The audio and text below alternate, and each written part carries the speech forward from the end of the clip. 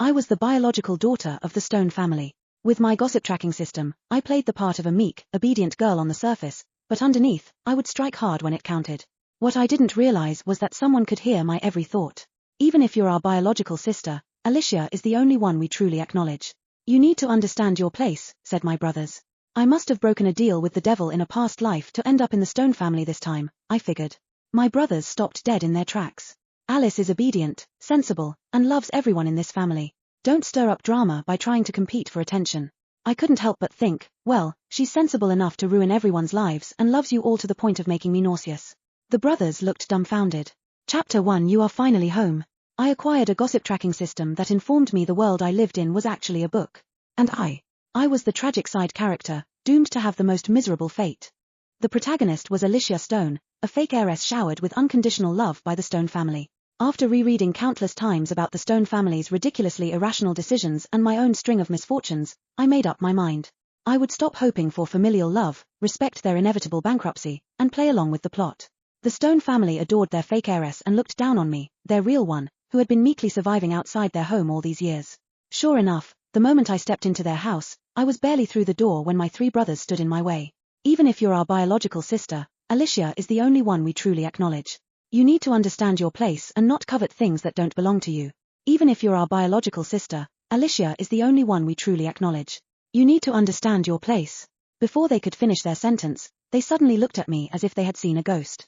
They exchanged frantic glances and made strange faces. In my role as the unworthy real heiress, I simply responded, got it. Understood. All clear.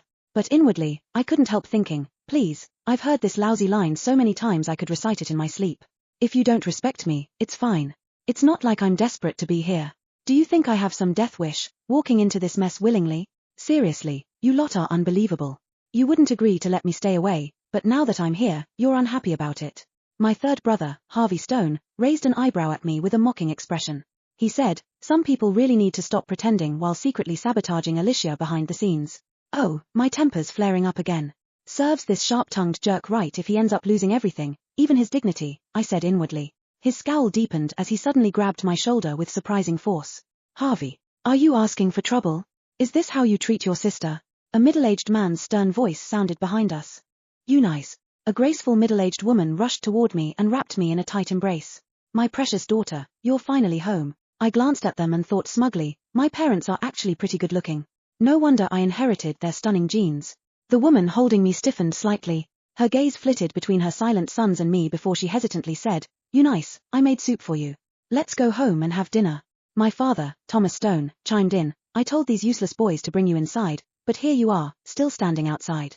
I'll deal with them later. What a pity. Such kind parents, but in the end, they'll still turn their backs on me because of the heroine's manipulation. They'll refuse to acknowledge me, and their fates won't be any better. Madness for one, death for the other. Alas, the Stone family is truly cursed. At that moment, everyone froze in place. My mother's grip on my hand tightened so much that her nails left red marks on my skin. Mom? I asked, startled. She quickly let go, giving me an awkward smile as she scanned me from head to toe. Eunice, are you feeling okay? Anywhere uncomfortable? I shook my head obediently. No, I'm perfectly fine. Though I can't say the same when I look at your 3 biased, brainless sons, I thought. Eunice Stone. Harvey barked my name with his usual hot-headedness. What now? I was standing here quietly, not even saying a word about you, and you're losing it again? Harvey. Thomas shot a sharp glance at my eldest brother, signaling him to restrain the fuming Harvey. Eunice, ignore him. Let's eat. Finally seated at the dining table, I eagerly prepared to dig in, only for someone to ruin my appetite. My 2nd brother, Jimmy Stone, placed an empty bowl beside him and spoke slowly. Eunice, you're probably aware there's another girl living here now. Her name is Alicia. She's not in good health, so I hope you can get along with her and be more accommodating. The rest of the family stayed silent, clearly agreeing with him. All right, I said calmly. Here we go again. My so-called dear brother, who's actually nothing more than the heroine's loyal lapdog, is back with his usual warnings. Isn't this all just because she was born premature and a bit frail? That was years ago. She has long recovered. She's just faking it now, milking it to keep you fools wrapped around her finger. Honestly, I can't stand how gullible these brothers of mine are.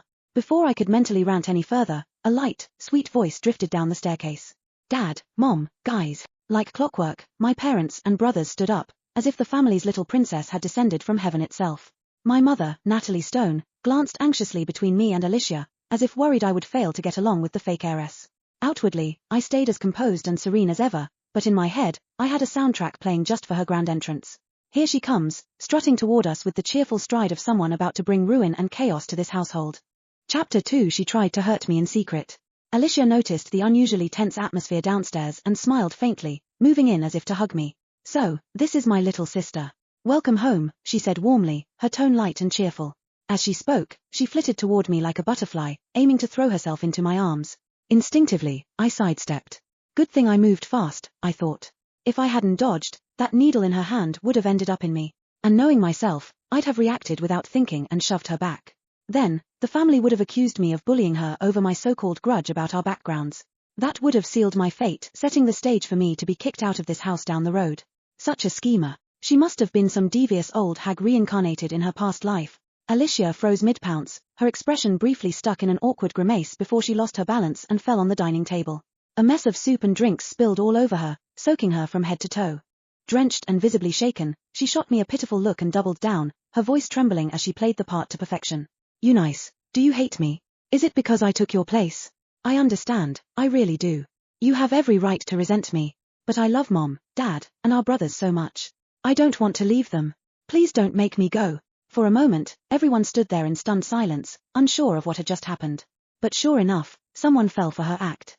Harvey stormed over, his face livid as he helped her up. Eunice, what's wrong with you? Why did you dodge her? She was just trying to say hello. I rolled my eyes inwardly. Only an idiot wouldn't dodge that. Did you not see the needle in her hand? Honestly, she should have stuck it in your eye to drain that waterlogged brain of yours. Blinking innocently, I shrugged. It was just a reflex. Alicia, still dripping and looking utterly miserable, tried to defend herself. Mom, Dad, I didn't. But before she could finish, Harvey cut her off. Eunice's been in the entertainment industry for years. God only knows how filthy her heart is. Why would anyone believe her? Alicia curled up in his arms, a faint, mischievous smile tugging at her lips as she shot me a provocative look. She was just waiting for me to lose my temper and start shouting. Well, excuse me. So it's my fault I'm in the entertainment industry now, huh? Let me remind you, this whole family of yours is already neck-deep in it. Your eldest brother's some hotshot CEO, your second brother and Alicia are actors, and you? You're a singer. Not one of you is not in the industry. So, what is it? Is being broke a sin? If I hadn't stumbled into this business by pure accident, I wouldn't even have enough money to eat or go to school. But sure, you lot are so noble, so pure, right? Meanwhile, I've been grinding my way through, keeping my head down, working extremely hard. And why am I still stuck as a C-list nobody? Because I refuse to play along with dirty deals, that's why. But your precious little sister, the heiress flaunting her wealthy background, she's climbed her way up by hopping into bed with more men than I can count on both hands.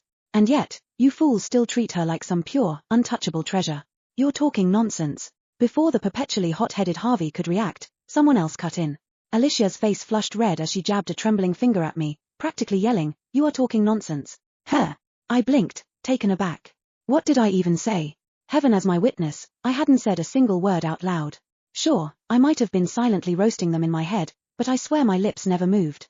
You said I was beep, beep, beep, beep, Alicia stammered, visibly flustered.